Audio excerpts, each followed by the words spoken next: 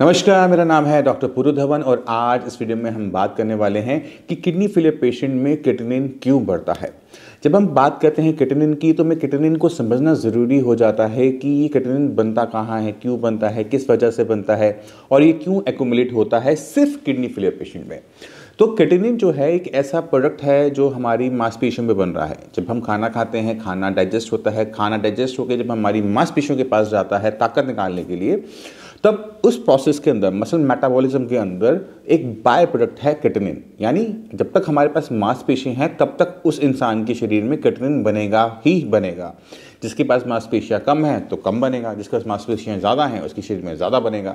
तो कहने का मतलब ये है कि क्रिएटिनिन बनता रहता है शरीर में 24 घंटे।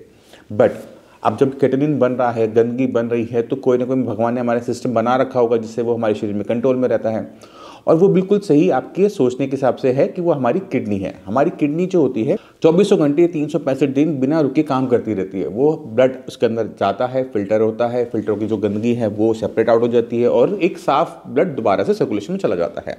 और उस क्रिएटिनिन को, उस गंदगी को हम यूरिन के रास्ते बॉडी से बाहर निकाल देते हैं, जिसकी वजह से क्रिएटिनिन का लेवल हमारे शरीर में बढ़ नहीं पाता। बट अगर किसी भी कारण से किडनी फेल हो जाए, बीपी की वजह से, शुगर की वजह से, तो नुकसान ये होता है कि किडनी की यही काम करने की क्षमता, खून को साफ करने की, गंदगी को बाहर करने की, सेपरेट करने की, वो कम होनी शुरू हो जाती है। जिसका रिजल्ट क्या होता है कि हमारे शरीर में जो क्रिएटिनिन है वो इकट्ठा होना शुरू हो जाता है, जो कि हमें अपनी केएफटी रिपोर्ट में भी देखने को मिल जाता है। अक्सर जितने भी किडनी फेलियर के पेशेंट होते हैं जो ओपीडी में आते हैं, मिलने आते हैं, उनके माइंड में बस एक चीज़ घुसी हुई होती है कि क्रिएटिनिन मेरा बढ़ रहा है। उनको समझने की ज़रूरत है कि क्रिएटिनिन इसलिए बढ़ रहा है क्योंकि आपकी किडनी कम काम करी है, इसलिए नहीं बढ़ रहा कि आपके शरीर में क्रिएटिनिन की प्रोडक्शन ज़्यादा हो रही है। तो अगर हम किसी भी किडनी फेलियर पेशेंट में क्रिएटिनिन को कम करना चाहते हैं तो हमारे पास जो रास्ते हैं वो लिमिटेड ही हैं। पहला रास्ता कि शरीर में क्रिएटिनिन बने ही कम, राइट? हो सकता है ऐसा, हो सकता है। दूसरा तरीका ये होता है कि अगर क्रिएटिनिन को हम यूरिन के रास्ते, किडनी के रास्ते ज़्यादा मात्रा में निकालते रहते हैं तो भी हमारे ब्लड के अंदर क्रिएटिनिन की मात्रा डाउन होनी शुरू हो जाती है। तो हम दोनों ही रास्तों को समझने की कोशिश करते हैं कि कौन सा रास्ता सही है, कौन सा रास्ता गलत है। तो अगर मैं किसी पेशेंट को ये बोलूँ कि आपने सिर्फ घिया तोरी टिंडा खाना है, या फिर आपने मिलेट्स खाने हैं, या आपने ऐसा खाना खाना है जिसमें पौष्टिक तत्व कम हो, जिससे आपका वजन गिरे, तो उससे उसकी क्रिएटिनिन की लेवल्स पे क्या फर्क पड़ेगा। तो जब हम ऐसा खाना खाते हैं या खाना नहीं खाते कि हमारा वजन गिरना शुरू हो जाता है, हमारी मांसपेशियाँ कम होनी शुरू हो जाती है, तो तकरीबन 5 किलो वजन गिराने पे 1 पॉइंट क्रिएटिनिन का कम हो जाता है। यानी अगर मेरा वेट 80 केजी है, 80 किलो है, मैं 75 पे ले जाऊंगा तो मेरा क्रिएटिनिन जो 5 था वो 4 हो जाएगा। अब यहाँ पर किडनी ने काम करके इसे बाहर नहीं निकाला है।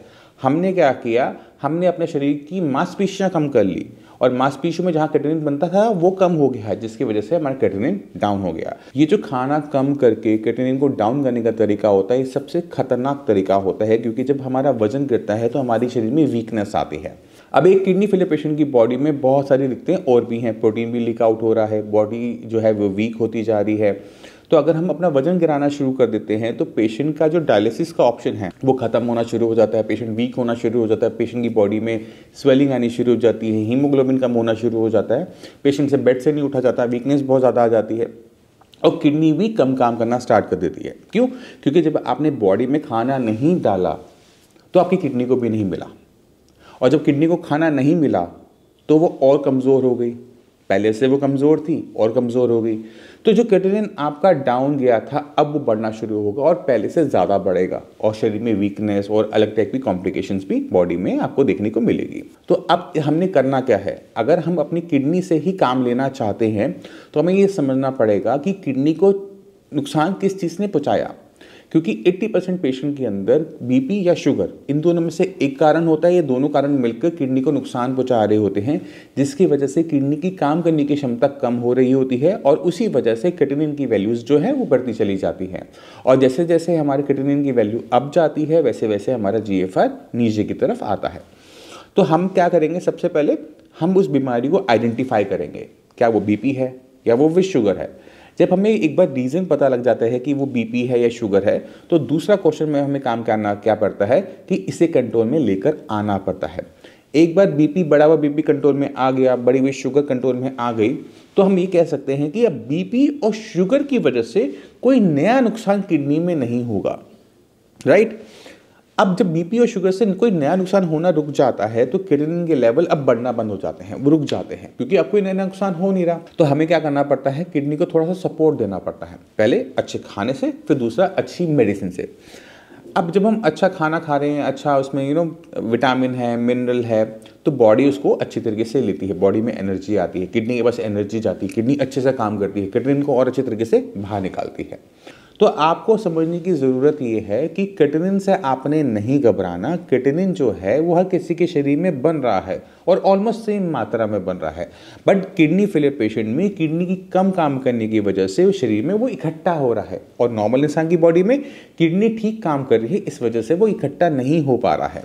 तो अगर हमने काम करना है तो हमने किडनी पे काम करना है कि किडनी की काम करने की क्षमता बढ़े, क्रिएटिनिन हमारे शरीर से बाहर ज़्यादा जाए और हमारा जो ब्लड है वो क्लीन अप हो पाए। मैं उम्मीद करता हूँ इस वीडियो से क्रिएटिनिन के बारे में आप समझ गए होंगे कि क्रिएटिनिन क्यों बढ़ता है, किस वजह से बढ़ता है और किस तरह से हम उसको नीचे काबू में लेकर आ सकते हैं।